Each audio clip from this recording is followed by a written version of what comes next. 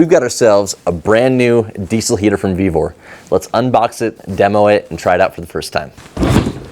Welcome back to the channel, everybody. My name is Danny. This is the Idaho Panhandlers, and again today we're going to be unboxing this brand new model diesel heater from Vevor. Now, I reached out to Vevor not too long ago, and they were generous and kind enough to send me this diesel heater to try out and unbox for myself. Not being paid for it, and the opinions that I make in this video are mine and mine only. Now, why do I want a diesel heater? Well, it's right behind me, but a lot of common uses are like overlanding, outdoor tent camping, but in my case, we've got ourselves a 51-year-old vintage fiberglass camper. This is our 1974 Boler RV, and if you guys have followed the channel for any period of time, you'll know we bought it a couple years ago. I renovated the inside. While there's still a lot of work to do, I'll tell you guys this much, it is not very insulated. It's got about a 3/4 inch at most fiberglass shell, and that's really it. It doesn't hold heat well, and my plan is to use this diesel heater in the wintertime and in the colder months to make it so it's warm and cozy inside while we use it for later in the year camping. Now, whether you're a seasoned pro or brand new to diesel heaters, kind of like I am, I'm hoping you guys can find something and take something away from this video, because I personally have never used one before. So if there's anything you guys can teach me, let me know down in the comments. Now, if you guys like what you see here, be sure to check the description box down below. I'll have 2 links, and one will be to this model diesel heater, and then the other will be just to a long list of all the different models of diesel heaters from Vevor. There will also be a 5% off discount code. Go ahead and check it out down in the description. All right, so opening up the top, this is kind of what we have here.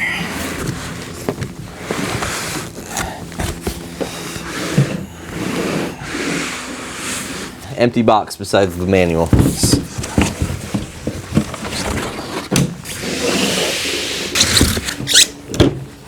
This, my friends, this is what we got.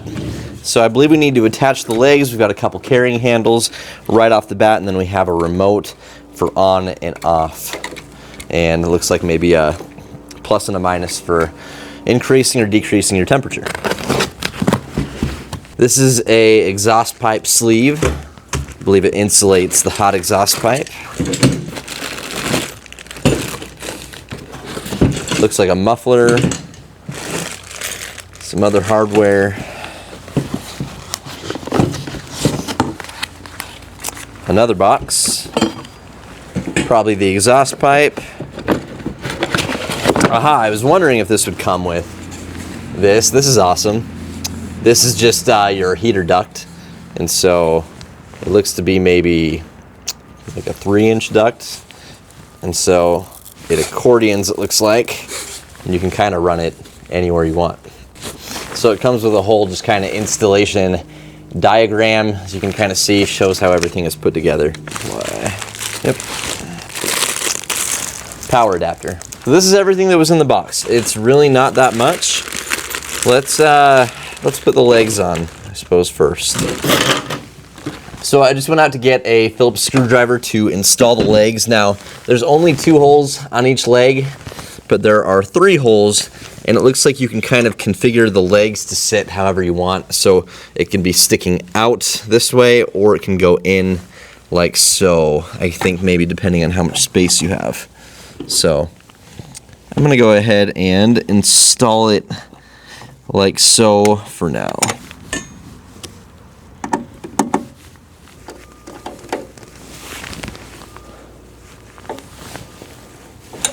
Okay.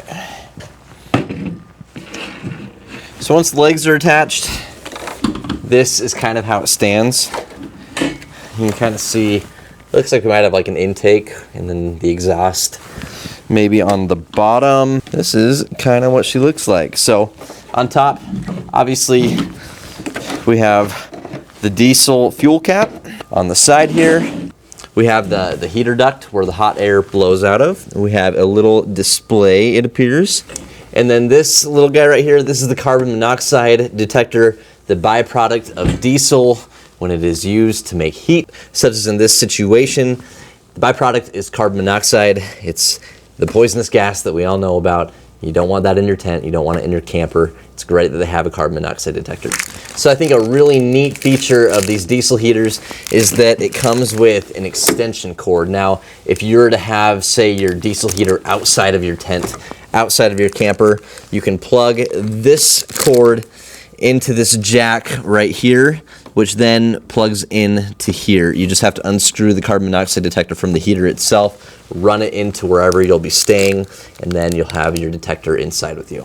So on the back of the heater is where you plug your power supply into. Now I think a really neat how Vevor created this diesel heater and a lot of the heaters in their lineup, because you have two options. You can either plug it into the back here and hook up to a 12-volt battery, 15 amps or greater, or you can hook it directly into a normal wall outlet, 120 AC, and plugs right in. And in my case, that's what I'll be doing. I have a power station that I use for our camper behind me, and that's what we'll plug it into to make it work.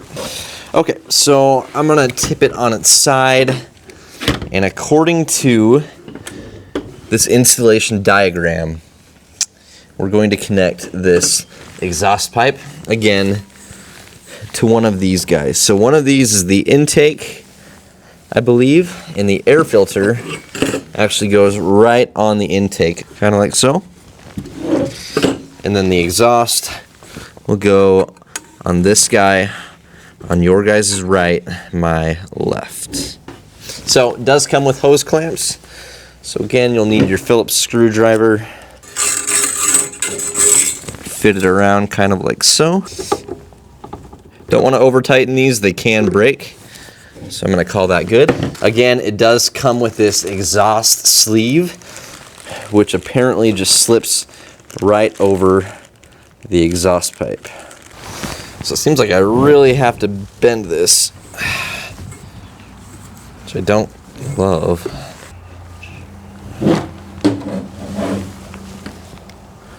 Okay, so I think I figured out my issue. I had to take off the exhaust pipe like I had it, and I think I have figured it out. So I had this side basically attached to the exhaust down here when it looks like I might need to use this side. So if you're having the same issue I am, that might be the problem. But if you look, this side is actually a little bit shorter than this side. So when you go to bend, I think you might have just a little more room, I think. So let's try this.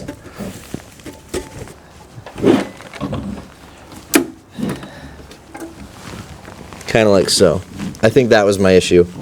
So if you're having an issue, flip the exhaust pipe around and that should fix it.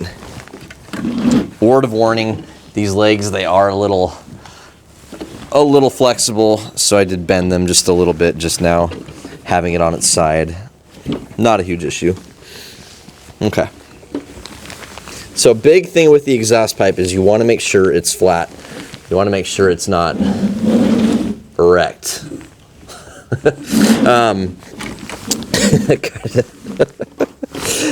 Kind of like, so you want to have it bent down, you want to have it straight, you don't want it to be up. Like this. You want it like this. You don't want it like that. Okay. So I think that'll do the trick. Now we've got the exhaust level for the most part. Next up, we'll go ahead and install the silencer. I think it's just kind of a muffler, if you will. Before I do that, I'll slide this jacket back on.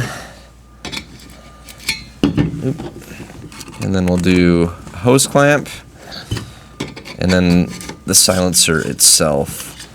And then we'll tighten this back on.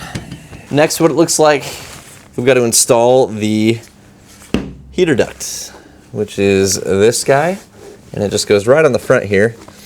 There's two little almost tabs on this, actually, on the heater side, and then there's two little holes right here on the duct, and it looks like they'll just snap right into place, like so. For the sake of the video, I'll keep it kind of hanging like that.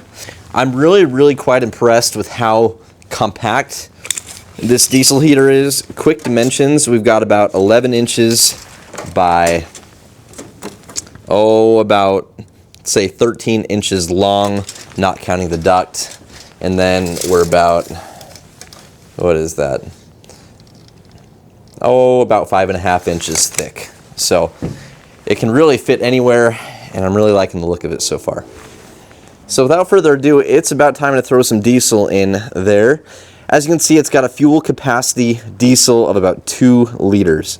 So I've got my diesel can right here. I went and I filled it up today. I think 2 liters is a little less than a half a gallon. I might be wrong. I'll put it up on the screen. So just so you guys know, if you're not familiar, diesel cans, they're always yellow. Don't put your diesel in a red can, a blue can. Yellow always signifies diesel.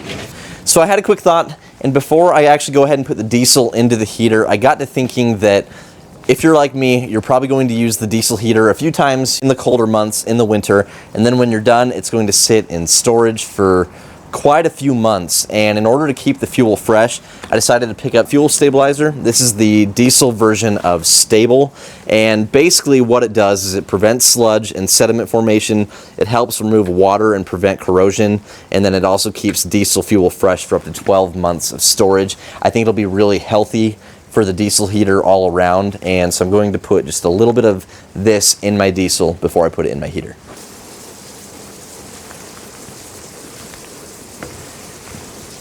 Kind of like so. And now I'll just kind of slosh it around for a sec before I actually put it in the heater. Okay, so I just realized I completely forgot to hit the record button for when I went to pour the diesel and fill up the tank. I did, so I'm just going to pretend. Okay, she's full. Cool. 2 liters of diesel in there. It's about time to fire it up for the first time. So again, I'm just plugging it in the AC outlet. This plug just plugs right into the back right here, kind of like so. I'll plug the cord in right here. Now I'm showing you guys on this Boler RV power station because it'll show how much watts it's actually using. The only bummer is that the backlight completely went out on this power station, so you have to almost shine a light into it to be able to see. But I'm hoping that I'll be able to show you guys. So she's plugged in. I think it's time to power it up, show you guys what it's all about. All right, so I took to the manual here. So hold the power button down, and I hear something happening. So it's definitely in the initial startup phase. So right now you can see it's using 113 watts. From everything that I've read and researched, it uses the most amount of power in the startup phase.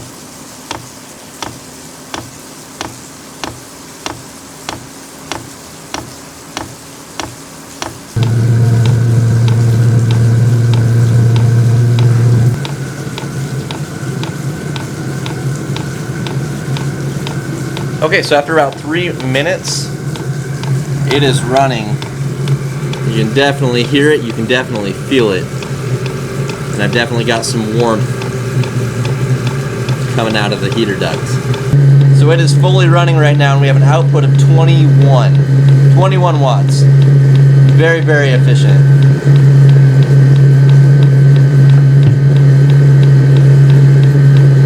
Okay, so it's running currently on its lowest 5 watts of output. So I'm gonna go ahead and shut it down. I'm gonna move it and hook it up to our camper and see how warm we can actually get it. It says for the shutdown operation, in the power on state, long press the power button for. So that's what we'll do, and it'll enter the shutdown and cooling process.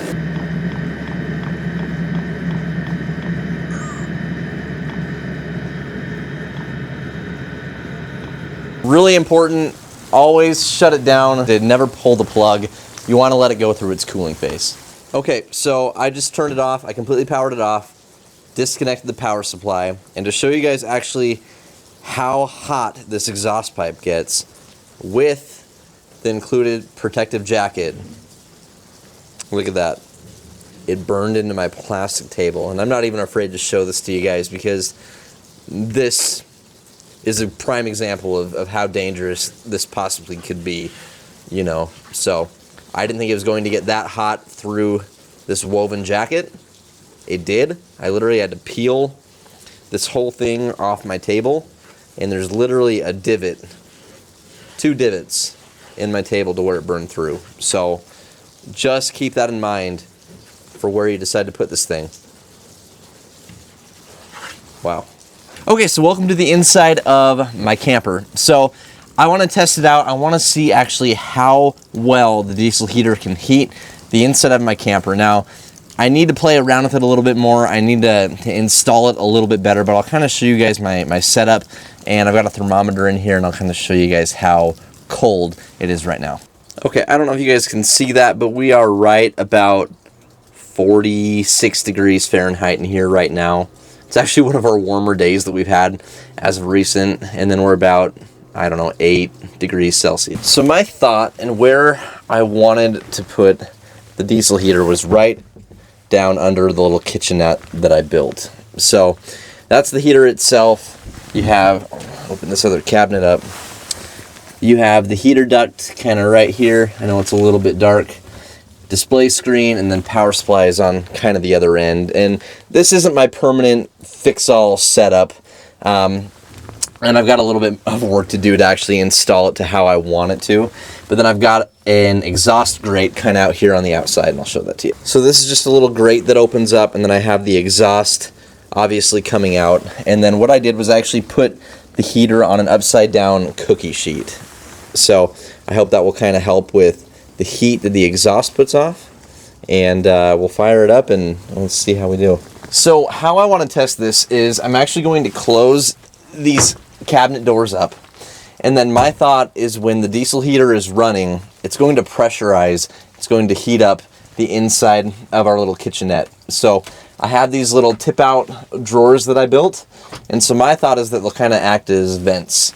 So when it heats up in there, the hot air should just come up right through here, and theoretically it should heat the inside of this camper pretty well. So what I'm going to do is I'm going to turn it on. We're going to use the remote. I'll show you guys the app really quick and the interface of that, but then I'm going to wait about an hour, and I'm going to come out and I'm going to see how hot it is compared to the 46 degrees or so that we initially had on that thermometer right behind me, and hopefully it'll be nice and warm in here.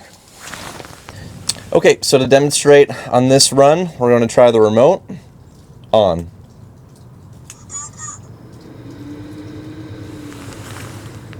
All right, I think she fired up.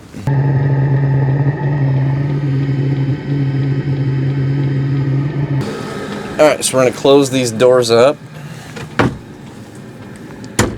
open these, and I can absolutely feel warm air coming in here. Nice.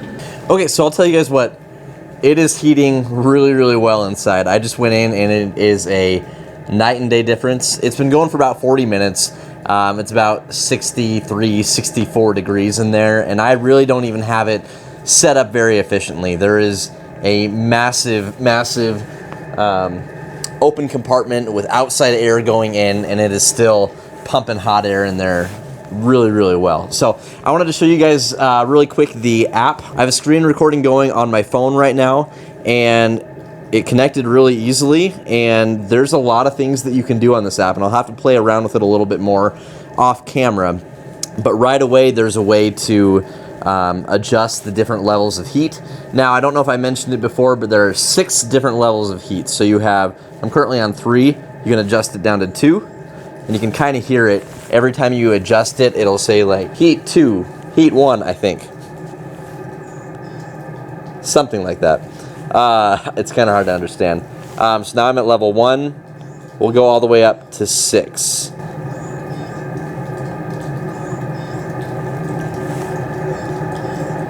Six heater, I think is what it's saying. So now it's at the highest level. You can kind of see on the display, it's got an ambient temperature inside that cabinet of 110 degrees. It's not bad. A shell temperature of 377. I'm not positive what that means. Maybe that's what's coming out of the heater itself. Altitude is 0. I don't know what that quite means. But then it's taken up 13, or it's using, and then it's currently using 13 volts for power consumption. So I noticed if you go into settings, you can switch the units from Fahrenheit to Celsius pretty easily. You can switch the language. The big one that I noticed was timing. Now you can really get involved and go in depth with how you want to time your heater. You can have it turn on at 6 in the morning. You can have it turn off at a certain time. I think that's a really cool feature. So if you're sleeping like we would be at 5 in the morning and you want this heater to kick on at 5, I think you can do it within this app, and it should work pretty well. So again, it's going to take some more playing around, but I think the app so far looks really user-friendly, and I like what I see. So again, this is still on level 6. This is the highest level, and it's fairly loud, but it's not bad. It's a good white noise. Got some warmth coming out of there. I think my cookie sheet was a good idea. It really protects the bottom of the heater and anything it might be resting on. Okay, so after about 1 hour, this is what we're at. Like, we are right at 70 degrees, and it feels so comfortable in here. We're about 20 degrees Celsius. I know it keeps kind of fading out there. That's perfect. Now, really quick, I want to address the ticking noise that seems to be a really common complaint around diesel heaters. Now, this one definitely does have a ticking sound. It was a lot more noticeable in like the startup phase when you initially turn it on, the glow plug starts warming up. I notice it being louder when you have it on the lowest setting. So I currently have it on a 1. It is blowing warm air, hot air obviously, and you can hear the tick because the fan is low. Now when I turn it all the way up to a 6, the ticking sound is still there, but the fan is blowing so much louder, so much stronger that it really drowns out the ticking noise. So it's a little bit more of a white noise when the fan is a lot higher and a lot louder. That kind of makes sense. So it is there, and I'll kind of show you guys what it sounds like on a 1. I'm just going to put my mic down there so you can kind of hear it.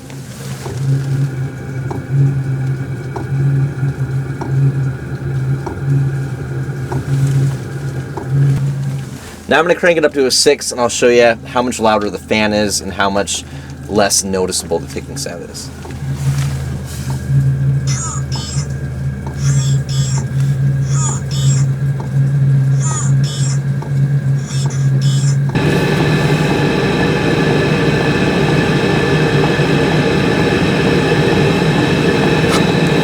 So again, to reiterate, with the fan blowing at its hottest, at its highest speed, the ticking is hardly noticeable. When it's at a lower speed, it's a little more noticeable. So, doesn't really bother me too much. I think I could be able to sleep right through it, but just something to let you guys know. Alright, so we are going to turn it off using the remote.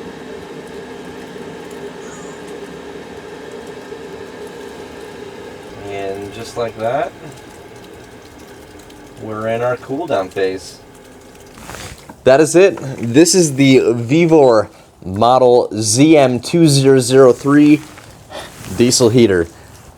I'm pretty impressed. I had a not very efficient setup, and it needs a lot of refinement, and that is nothing permanent by any means, and it heated really well. I think moving forward, I don't know if I want to try to figure out a way to bring this so it exists outside the camper, and then I could run a duct, the heater duct inside to heat, or if I want to keep it in and then run the exhaust out, kind of like what I was doing. I've got some tinkering to do, but regardless, it heated really well. So I think whether you're tent camping, overlanding, camping in an RV, this thing could really suit your needs, and for 140 bucks, it's not a bad deal and not a bad price.